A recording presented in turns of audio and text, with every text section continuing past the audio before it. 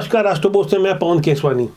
छत्तीसगढ़ की विष्णुदेव सरकार की पहली ही कैबिनेट बैठक में सीजीपीएससी के मेरिट लिस्ट के घोटाले की जांच सीबीआई से करवाने का जो अहम निर्णय लिया गया है, उससे कई बड़े नेता अधिकारियों की धड़कनें तेज हो गई है।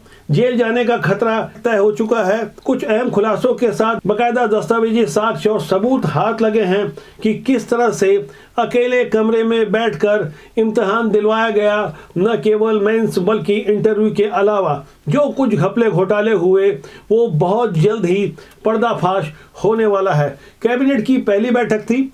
हर किसी को प्रतीक्षा थी कि क्या निर्णय लिए जाएंगे। जो चुनाव में मोदी गारंटी के अलावा कुछ बड़ी बातें रखी गई थी, महतारी वंदन योजना जैसी अहम योजनाओं के बारे में क्या कुछ होने वाला है। आम जनता जानना चाहती थी। किसानों के लिए प्रति एकड़ 21 क्विंटल धान खरीदी के अलावा छत्तीसगढ़ के 67,92,157 परिवारों को अगले 5 साल तक मुफ्त चावल और अनाज देने की कुछ अहम घोषणाएं की गई। लेकिन फोकस सीजीपीएससी की मेरिट सूची के घोटाले पर था। दरअसल ये मामला है ही इतना बड़ा जिससे पता चलता है कि चंद नौकरशाह और नेता यदि चाहे तो सिस्टम को अपनी जेब में रख लें और लाखों युवा जो दिन रात तपस्या और साधना करते हुए कहीं ना कहीं मन में एक ख्वाब पाले रहते हैं कि हम भी प्रशासकीय अधिकारी बने, उनकी तपस्या और साधना को चकनाचूर करते हुए भ्रष्ट सिस्टम जब अपने बेटा बेटी दामाद और अन्य रिश्तेदारों को डिप्टी कलेक्टर जैसी अहम कुर्सी पर बिठा दें तो हैरानी तो होगी ही। सबूत चीख चीख कर कह रहे हैं कि किस तरह से चेयरमैन टामन सिंह सोनवानी जो इस वक्त भूमिगत हो चुके हैं, उनके ही परिवार के एक नहीं 5-5 लोग मेरिट सूची में शामिल होते हैं। वैसे नाम तो अनेक हैं। एक बार फिर आपको उस सूची पर गौर करना चाहिए जिन पर गाज गिरने वाली है। समझने की बात यह है कि कई सफेद पोश चिन्हित कर लिए गए हैं। सीबीआई के आते ही पढ़ते धीरे धीरे नहीं बल्कि बहुत जल्दी उतर जाएगी। कई चेहरे बेनकाब होंगे। आप अपनी स्क्रीन में उन सूची को देखें, एक बार फिर ध्यान से देखें। पहले भी हमने इस बारे में चर्चा की है। इसके बाद मैं कुछ अहम बातें बताने जा रहा हूं। जैसा कि आप टॉपर अभ्यर्थी नीतीश का नाम देख सकते हैं। ये चेयरमैन टामन सिंह सोनवानी के पुत्र हैं। डिप्टी कलेक्टर चयनित हुए हैं। सीजीपीएससी में टामन सिंह सोनवानी के बेटे नीतीश का बकायदा सरनेम गायब करवा दिया गया है। नियम तो यह कहता है कि चेयरमैन का कोई भी रिश्तेदार या तो परीक्षा नहीं देगा या चेयरमैन उस पद पर नहीं रहेगा, लेकिन ऐसा बिल्कुल नहीं हुआ। नीतीश का भी सरनेम गायब करवाया गया, साहिल का भी सरनेम गायब कराया गया। ये टामन सिंह के बड़े भाई के बेटे हैं। यहाँ गौर करने वाली बात यह है, नीतीश सोनवानी का नाम प्री मेंस और इंटरव्यू में नीतीश सोनवानी ही था, लेकिन जैसे ही 11 मई 2023 को यह रिजल्ट उजागर हुआ तो नीतीश और साहिल का सरनेम गायब हो गया और टामन सिंह की बहू निशा कोसले, इसे भी डिप्टी कलेक्टर बनाया गया। ये टामन सिंह सोनवानी की बहू है। चेयरमैन टामन सिंह सोनवानी यही नहीं रुके, उन्होंने अपने भाई की बहू दीपा अजगले आडिल को भी जिला आबकारी अधिकारी बना दिया। टामन सिंह सोनवानी की बहन की बेटी सुनीता जोशी, इसे लेबर ऑफिसर बनवाया गया। इतना ही नहीं, जब चेयरमैन मलाई खा रहे थे तो सचिव कहां रुकने वाले थे। सीजीपीएससी के सचिव के बेटे सुमित ध्रुव को भी डिप्टी कलेक्टर बनवा दिया गया। इसी तरह राज्यपाल के सचिव अमृत खलको की बेटी नेहा खलको भी डिप्टी कलेक्टर बना दी गई। इसी तरह निखिल खलको जो डिप्टी कलेक्टर बनाए गए राज्यपाल के सचिव अमृत खलको के बेटे हैं, यानी बेटा बेटी दोनों अमृत खलको परिवार से ही हैं जो राज्यपाल के सचिव हैं। इसके बाद की सूची पर भी आप गौर सकते हैं। साक्षी ध्रुव डिप्टी कलेक्टर बनाई गई, डीआईजी ध्रुव की बेटी हैं। प्रज्ञा ध्रुव डिप्टी कलेक्टर बनाई गई, कांग्रेस नेता के ओएसडी के रिश्तेदार की बेटी हैं। प्रखर नायक ये भी डिप्टी कलेक्टर, कांग्रेस नेता के ओएसडी के रिश्तेदार के बेटे हैं। अनन्या अग्रवाल डिप्टी कलेक्टर, कांग्रेस नेता की बेटी हैं। शशांक गोयल डिप्टी कलेक्टर, कांग्रेस नेता सुधीर कटियार के दामाद हैं। भूमिका कटियार डिप्टी कलेक्टर, कांग्रेस नेता सुधीर कटियार की बेटी हैं। खुशबू विजयरा डिप्टी कलेक्टर बनाई गई, ये मंत्री के ओएसडी के साड़ू की बेटी हैं। स्वर्णिम शुक्ला डिप्टी कलेक्टर जो कांग्रेस नेता राजेंद्र शुक्ला की बेटी हैं। राजेंद्र कुमार कौशिक डिप्टी कलेक्टर, कांग्रेस नेता के बेटे हैं। मीनाक्षी गणवीर जो डिप्टी कलेक्टर बनाई गई, ये सीजीपीएससी के सुपरिटेंडेंट परीक्षा नियंत्रक टामन सिंह सोनवानी के बेहद करीबी की बेटी हैं। कुछ लोगों को लगेगा कि इसमें क्या बात हो सकती है कि नेता और अधिकारियों के बेटे टैलेंटेड नहीं हो सकते, लेकिन ऐसी खगोलीय घटना जो लाखों साल में एक बार हो, वो क्या एक ही परिवार से 5 लोगों के सिलेक्शन के रूप में प्रकट हो सकती है। जब सीबीआई जांच होगी तो पता चल जाएगा कि किसे अलग से कमरे में बिठाकर मेंस का इम्तिहान दिलाया गया, इंटरव्यू में क्या कुछ कमाल किया गया और पेपर कैसे लीक करवाए गए, कैसा गजब का संयोग था, सब कुछ बेपर्दा होगा।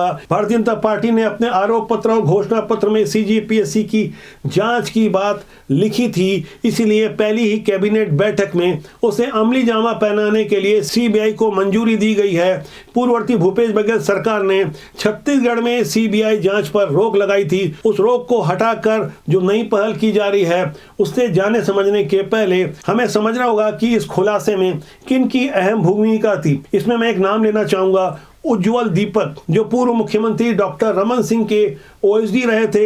इन्होंने शुरुआती शिकायत की। इसके अलावा भाजपा नेता गौरी शंकर श्रीवास ने भी काफी आक्रामक होकर पूर्ववर्ती भूपेश बघेल सरकार के विरुद्ध आंदोलन किए, युवाओं को साथ लिया। इन दोनों ही युवाओं की बातों को आज आपके लिए जानना समझना जरूरी है।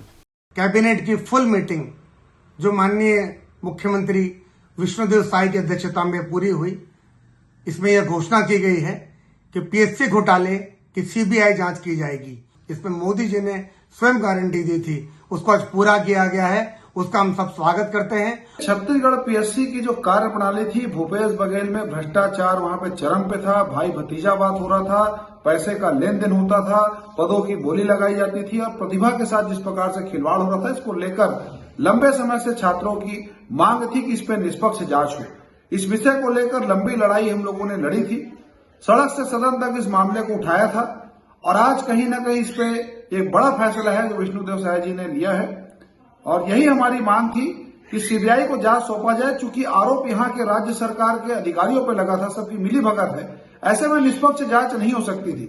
इसलिए जो फैसला है विष्णुदेव साय जी के सरकार का, ये बहुत ही अच्छा फैसला है, इसका हम स्वागत करते हैं। छत्तीसगढ़ राज्य सेवा परीक्षा 2021 में 12 विभागों के 170 पदों के लिए प्रक्रिया शुरू करवाई गई। 13 फरवरी 2022 को 2595 अभ्यर्थी ने प्री क्वालिफाई किया, जिसमें 509 लोग मेंस के बाद इंटरव्यू के लिए बुलाए गए। 11 मई 2023 को यानी विधानसभा चुनाव के कुछ ही समय पहले यह अहम खुलासा हुआ कि जिन्होंने मेहनत की उन्हें उसका प्रतिशत नहीं मिलेगा, बल्कि जिन्होंने 70-80 लाख रुपए दिए उन्हें पद दे दिए गए। हालांकि दावा तो 1 से 2 करोड़ का भी किया गया। हकीकत सीबीआई जांच से सामने आएगी। इस मामले का खुलासा होते ही भारतीय जनता युवा मोर्चा आक्रामक मोड में आ गई। भारतीय जनता युवा मोर्चा के राष्ट्रीय अध्यक्ष और बेंगलुरु के सांसद तेजस्वी सूर्या की मौजूदगी में मुख्यमंत्री आवास का घेराव 2023 की 19 जुलाई को किया गया।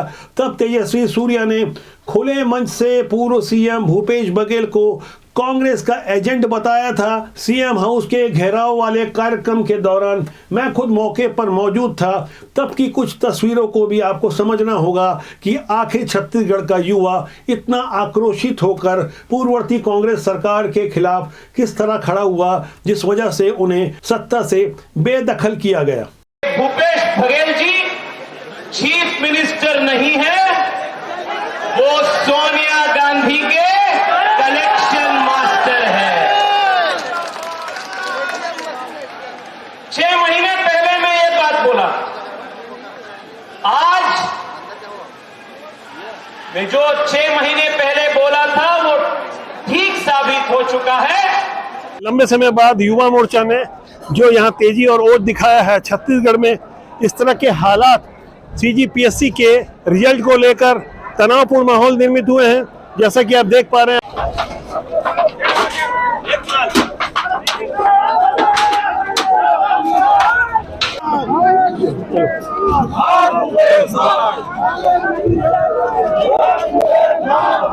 एक साल में दूसरी बार युवा मोर्चा के प्रदेश अध्यक्ष रवि भगत के नेतृत्व में सीएम भूपेश बघेल के घर का घेराव किया गया।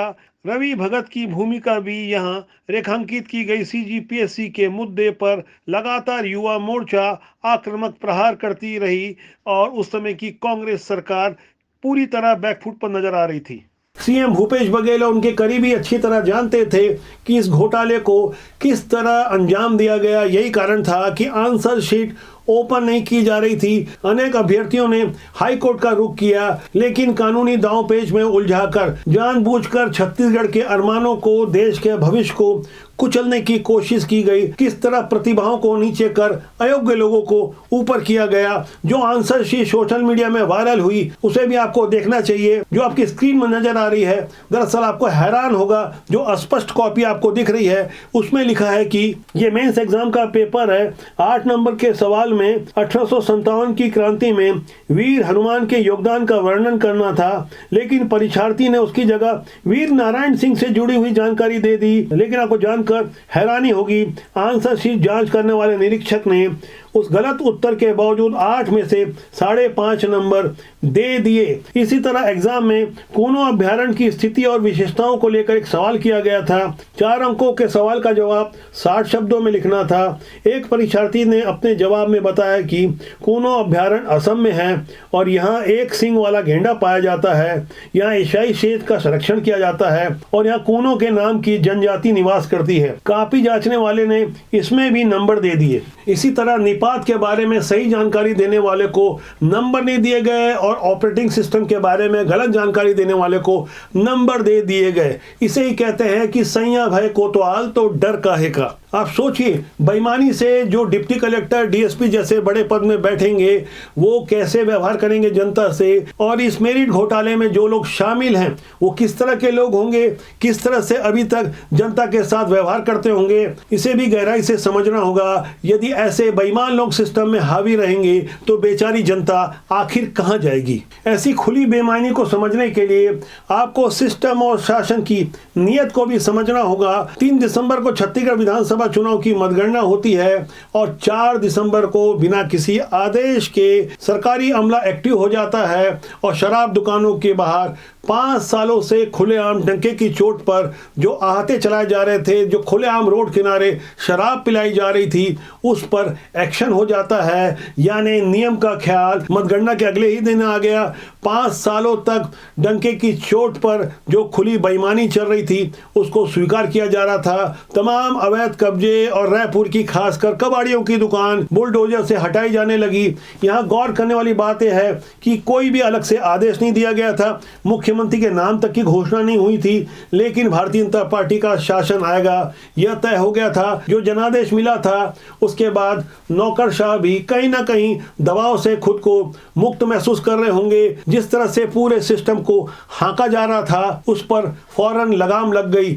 अब जब सीजीपीएससी की जांच सीबीआई से होने जा रही है तब हमारे पास तमाम सबूत चल कर आ रहे हैं। कई लोग हमसे संपर्क कर रहे हैं और बताने की कोशिश कर रहे हैं कि कितने पैसे में सौदा हुआ था, इसमें कौन कौन लोग शामिल थे, बंद कमरे में किसकी आंसर शीट तैयार करवाई जा रही थी, किस तरह से सीजीपीएससी के पेपर चंद लोगों के लिए बाकायदा लीक किए गए थे। ठीक वैसे ही जैसे राजस्थान में पेपर लीक होना एक आम घटना थी, लेकिन छत्तीसगढ़ में पेपर तो लीक हुआ वो चंद लोगों के लिए जो रसूखदार थे, पैसे वाले थे, बड़े अधिकारी और नेताओं के बेटा बेटी, दामाद और रिश्तेदार थे। ऐसे में यहाँ यह भी समझना होगा कि सीबीआई तो अपना काम करेगी, लेकिन उनका क्या होगा जिनकी उम्र निकल चुकी है, उनका क्या होगा जो बरसों बरस से मेहनत कर रहे हैं, उनका क्या होगा जिन्होंने अरमान पाले थे। कई दिल टूटे होंगे, कई अरमान पीछे छूटे होंगे। ऐसे में ये समझना होगा कि क्या ये पहली बार हुआ है या इससे पहले भी ऐसे होता रहा है। मौजूदा समय में सिस्टम में जो लोग खुद को बड़े शासकीय अधिकारी बता रहे हैं, क्या सभी लोग ईमानदारी से आए हैं? ऐसे में शक तो पैदा होता ही है। ईमानदार लोग भी यहाँ शक के दायरे में आ जाते हैं। न केवल शासकीय सेवा में बल्कि राजनीति में भी ऐसे अयोग्य लोग हावी हैं जिनसे आम जनता परहेज करती है। यही कारण है कि राजनीति को शक की निगाहों से देखा जाता है, इसलिए अच्छे लोग राजनीति में आने से परहेज करते हैं। इसलिए हम बार बार आह्वान करते हैं कि राजनीति में अच्छे लोगों को आना चाहिए। राजनीति बुरी नहीं होती, उसमें काम करने लोग अच्छे या बुरे होते हैं। तो आज के अंक के लिए इतना ही। मेरा आपसे आग्रह है कि चैनल को देखें, लाइक करें, शेयर करें और सब्सक्राइब करना ना भूलें, जिससे आपका और हमारा साथ ज़्यादा लंबे समय तक मजबूती से बना रहे। नमस्कार।